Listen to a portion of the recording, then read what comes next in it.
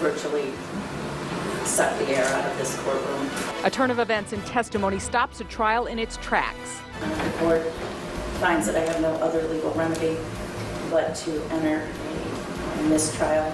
Instead, a deal for the man charged in the deaths of 2 Toledo firefighters. You're entering a plea of guilty. Caught between closure and justice, the families of the fallen firefighters.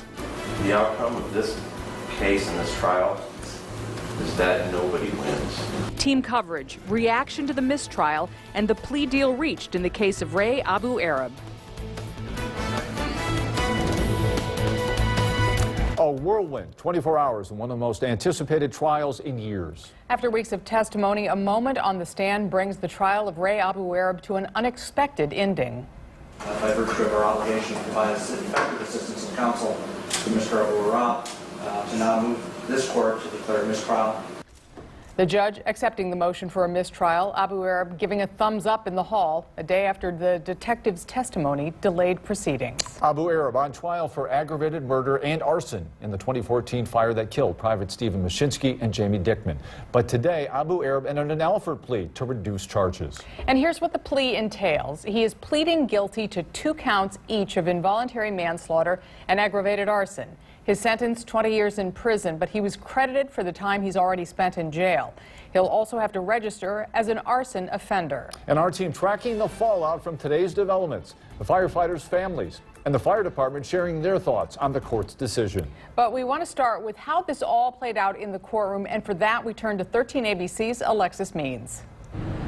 Well, the family was pretty disappointed today. This is not how they wanted this case to end. Last night, the witness's testimony was reviewed by the prosecutors, and then the prosecutor gave the family 2 options. You either go to another trial or go through another trial, or you allow Ray Abu Arab to take a plea agreement. They chose the plea agreement because they did not want to have to go through another trial. Because this wasn't an accident. This wasn't an act of God. This wasn't bad luck. This was a conscious decision made by a man for whatever warped and selfish reasons that made sense to him to start a fire in a garage in a building he owned. With that said, the judge sentenced Ray Abu Arab to 20 years in prison. The former carryout owner was offered a plea agreement after his case abruptly ended. The court finds that I have no other legal remedy but to enter a mistrial. On Wednesday, during testimony, a Toledo police sergeant made a costly statement. He was questioned about how he knew Ray Abu Arab was lying. I never viewed any of his interviews. Then how do you never viewed any of his interviews? So how do you know he lied to the police then about having something in his hand? Because I did have knowledge that he obviously failed a polygraph. Whoa. Polygraph tests are not admissible in court. It shocked the entire courtroom. Virtually suck the air out of this courtroom. And left the victims' families emotionally broken, wondering if justice would be served for firefighters Jamie Dickman and Steve Mashinsky. Not one fireman or firewoman hasn't relived every moment of that day thousands of times. Overnight, the prosecution and defense team hammered out a deal so the firefighters and families of privates Dickman and Mashinsky could hopefully find some closure. I want you to understand that no punishment that I can give will ever be enough to make the Dickman or Mashinsky families whole. No punishment to you erases the horrors the firefighters witnessed that day. And the families told the judge that they have never seen an ounce of remorse from Ray Abu Arab. Back to you, Lee. All right, Alexis Means, thanks very much. It's taken more than 3 years to get to this point. All started Sunday, January 26th, 2014. Firefighters Mashinsky and Dickman trapped in that burning building on Magnolia. And as you know, they never made it out alive. Now, some 4 days later, the public, including firefighters from around the country, came together, honoring the men at the Seagate Center. And the next day, Abu Arab arrested and in February indicted. And after a number of court hearings, a slew of them, the death penalty taken off the table. The case went to trial April 24th, coming to that conclusion today. Diane. And it's been a very long 3-year fight for the family members of Privates Dickman and Mashinsky, and today it ended with a form of closure that no one could have predicted. I-Team reporter Sean Haggerty has that part of the story. Sean. Yeah, those family members could not have imagined 18 to 24 hours ago having a news conference here in downtown Toledo discussing the end of this case, but that is the outcome they have, and that is the outcome they have to accept as they try to digest today's plea agreement today. Both the Machinsky and the Dickman family members today got a chance to address Abu Arab in court, talking about how their loved one was taken away from them on that day in January of 2014. Libby Cheney, Dickman's sister, says it was a long fight, a fight that they took with their new family, the Toledo fire family, the police family, Lucas County prosecutors as well. She admits this is not the outcome they wanted or expected, but it is the outcome they have. So we asked her, is this closure? I think that means something different to all of us. We're all going to have closure in a different way. I've said before that we all grieve them for different reasons. He was my brother, my parents' a son. As for the decision to offer and eventually accept that plea deal, Cheney says the family members were a part of the discussion and they accept what has happened. Diane? Hey, Sean, you were there the day of the fire. You even spoke with Abu Arab that day. What will you take away from this now 3-year process? I think the one major takeaway are the twists and the turns that this case took. When we pulled up to the fire, it looked like a typical house fire that firefighters respond to all the time. I even spoke with Abu Arab, as you said. I asked if anyone was still inside. He said no, everyone was out and safe. Very cool, calm demeanor. Then you see the panic from firefighters as they probably got the distress call. Then we started to learn the firefighters had passed away. The investigation that was happening in the background was now a criminal investigation, eventually charging Abu Arab. And then for 3 years worth of an investigation and a trial, one sentence totally changes this whole trial and turns it upside down. So, Diane, the twists and turns that this case took are something a lot of people are going to remember. All right, Sean Haggerty, thanks for that report. And a lot of emotions during this trial today. Judge Stacy Cook, while addressing Abu Arab, was even driven to tears. I saw the absolute commitment this band of brothers has for each other as they fought to help to get Privates Dickman and Private Mashinsky, including a father who was a police officer on scene, who looked his rookie firefighting son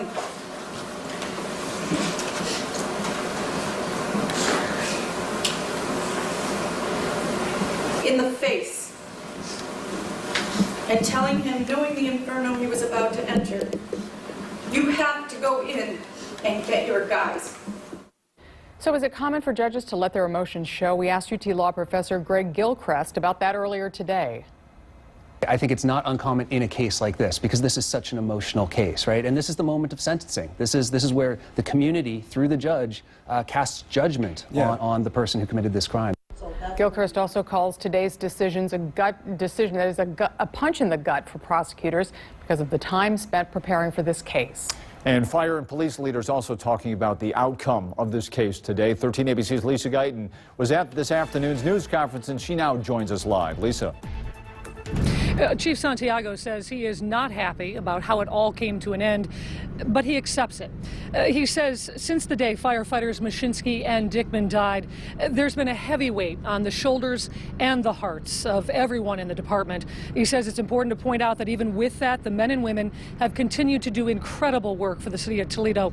He hopes the healing can begin with the end of this case. As you know, the case ended with a mistrial and a plea deal after the testimony of a Toledo police sergeant.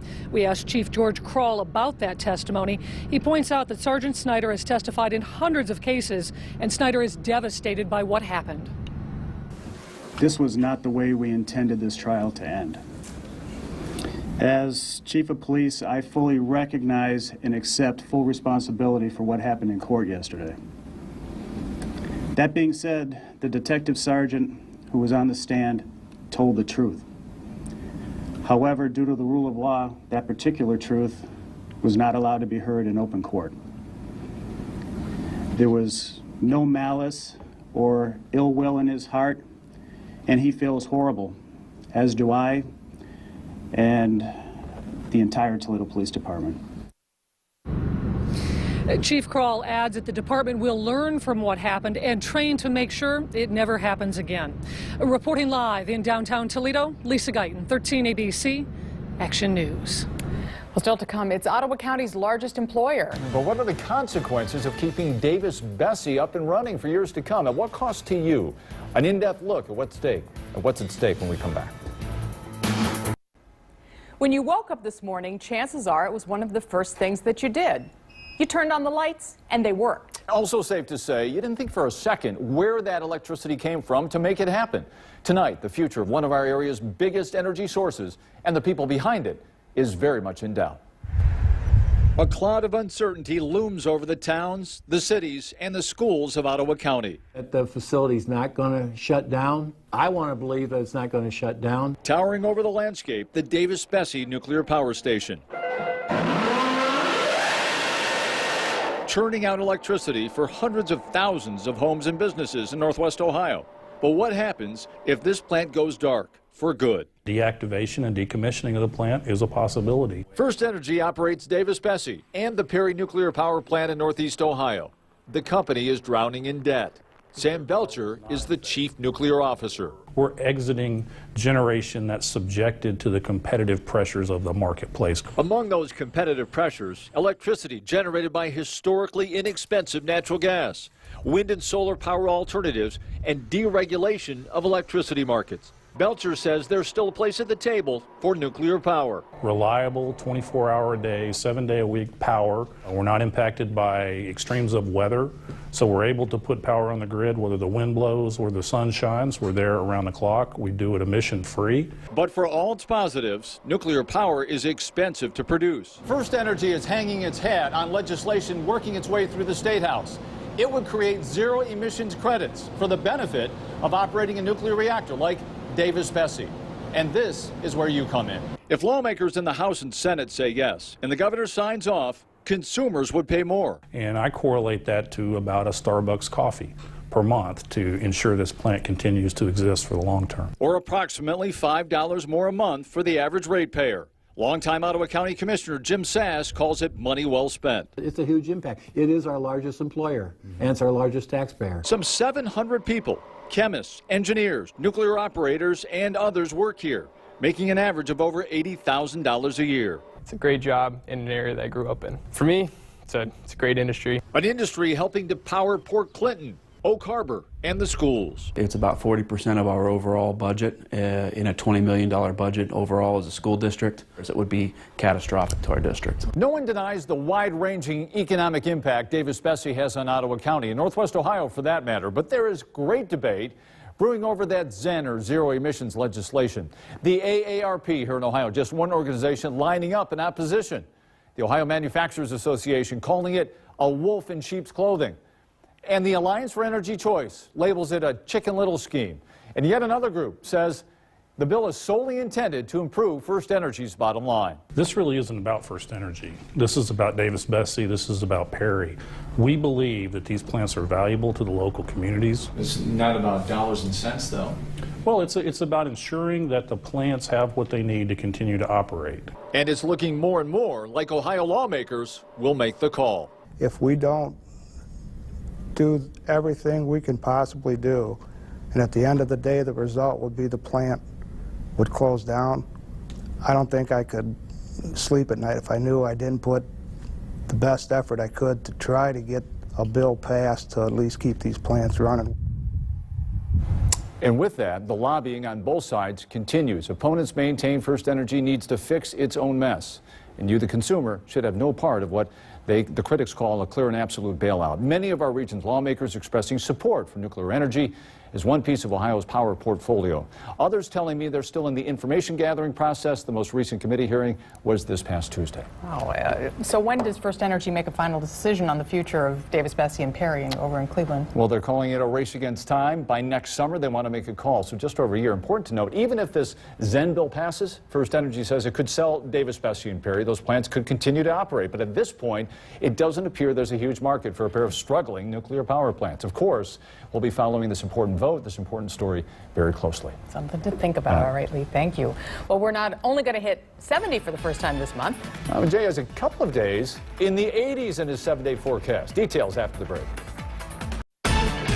Now, 1380C First Warning Weather with Chief Meteorologist Jay Burschbach. A quick preview of tomorrow evening, the walleye back in town. Of course, it's a Friday evening, so downtown might be a little busy tomorrow, but looking dry at 7, 9, and 11 o'clock with temperatures in the evening falling from the 50s into the 40s. Again, that's tomorrow evening. The trend over the next week, well, it's a big rise in temps. We start tomorrow in the 60s, your weekend near 70. That'll be the first time we hit 70 this month, and next week by Wednesday and Thursday, highs in the lower 80s. So get those shorts and short sleeve shirts ready. Almost a summery feel to the air. Nothing tonight on Live Doppler 13,000. Rain is down to our southeast. That's where it stays for tonight with the current temperature of an even 60. Clouds will break up and then move back in later on tonight. There's that northeast wind. We've had it all week, basically, at 12 miles per hour, keeping temps along the lake shore in the 50s, inland between 60 and 63. So for tonight, here are the clearing skies initially. Nice view of that nearly full moon. Tomorrow morning, though, the clouds start coming back at us from the east. The rain stays away, but kind of cloudy at times, and it's looking okay temperature-wise. 60s. Same thing for Saturday, just a little more sunshine, and the chance of rain does sneak through late overnight into very early Mother's Day, but by about sunrise, the dry weather is back. Tonight, the low 44. Clearing skies this evening, then increasing clouds by sunrise. Tomorrow, no drizzle expected, actually. That has been taken out of the forecast. Highs in the lower 60s. Northeast winds 5 to 15. How about your 7-day forecast? Let's focus on Mother's Day weekend. Really pleasant after relatively cool weather this week. How about 70 each day? Warm and dry for Saturday. Sprinkles possible overnight into very early Sunday, but the rest of our day dry and warm. Next week, 72 degrees for Monday, 77 Tuesday, and there are the 80s, 83 for Wednesday and Thursday. Just a slight chance of a shower for Thursday itself. So a nice dry, warmer stretch of weather, perhaps just what the doctor ordered for many of you and the farmers as well. You need to get out there in the fields and let them dry out. Yeah, all right. Jay, thanks. Okay. Stay with the sports straight ahead. Now, 1380C Action Sports with BCSN. Here's Sports Director Justin Feldkamp. Hey everyone. Lucas Hafner has made his way around the country in recent months, playing for 3 teams and led him back home, here to Toledo. His Colorado Eagles will face the Walleye in the playoffs starting tomorrow. Lucas Hafner is home, albeit in an opposing jersey. Yeah, I was able to go home last night and see the dogs for the first time in a while and got to go out to dinner with my mom, so that was nice. The Central Catholic grad went on to play for Western Michigan. Since then, he's played in Anchorage, Alaska, Columbus, Georgia, and then in Loveland. All in a span of 1 year. That's Loveland, Colorado, the home of the Eagles. Lucas came in at a time when we needed him in the regular season. Really showed us what he was made of, and then was patient when we had contracted guys play in front of him. Worked hard every day, was a great teammate, and has really taken advantage of his opportunity here in the playoffs. The team's been playing really well in front of me, and given the opportunity, is just trying to make the most of it every time I get a chance to start. His family will be there tomorrow night in the stands and on his mask. Each member is represented. His mom, dad, grandpa, and 2 younger sisters. His dad used to fire shots at him when he was covered in couch pillows. No doubt he would be there tomorrow, but a few years ago he died due to complications of pancreatic cancer. He just probably have a smile on his face, continuously. So getting the chance to come home, my family hasn't had a chance to see me play a pro game yet, so it'd be great to get in that one of the nights. Colorado's coach has yet to decide who will start in goal, but if Hafner gets the chance, he'll be ready. Seems like a good kid. Meanwhile, Michigan's first NASCAR race of the season is next month, and today Cup driver Eric Almirola says the new stage format for races has been a success. I think that's going to fit really well with Michigan International Speedway, because in years past, there's no denying the fact that while Michigan is a very fast and fun racetrack to race at, the race can sometimes get strung out.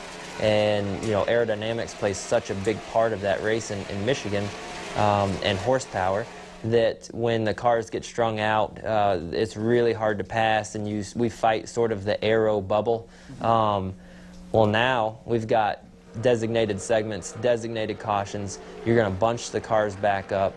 You're going to allow the teams and the crew chiefs to come up with some pretty wild strategies. They'll be racing at MIS in mid-June. We're coming right back. An award-winning sports columnist has inked another honor. Toledo native Christine Brennan joining the pantheon of bun signers today at Tony Packo's. Brennan says she's thrilled and honored to be part of this Toledo tradition. This is about the pinnacle of my career, I have to say. There's seriously, you know, I grew up, of course, in Toledo. And coming here for school trips and things like that, Tony Packo's has always been a huge part of my life. And in all, we're told Packo's has some 4,000 signed buns. Well, a very risky game of cat and mouse. Tonight at 11, we're going to introduce you to a kayaker who had to paddle for his life when he came face to face with a curious gator. Yikes. And you're talking about tigers tonight. JD Martinez doing a rehab stint with the Mudhens. It's been a struggle so far this week, but he did something good tonight at the plate. We'll have that. All right, weather-wise, what's coming up? Yeah, up and up we go. First time to hit 70 this year in the forecast. Not just that, chance to hit 80 as well. Not once, but twice. So temps are up. Details at 11. Wonderful news, Jay. Thanks. And be sure to join us tonight at 11 for 13 minutes of nonstop news. Stay with us now. World News Tonight with David Muir starts right now. Take care, everyone. Good night. This is home. Toledo's only live Doppler. Live Doppler 13,000. On air, online, on the go.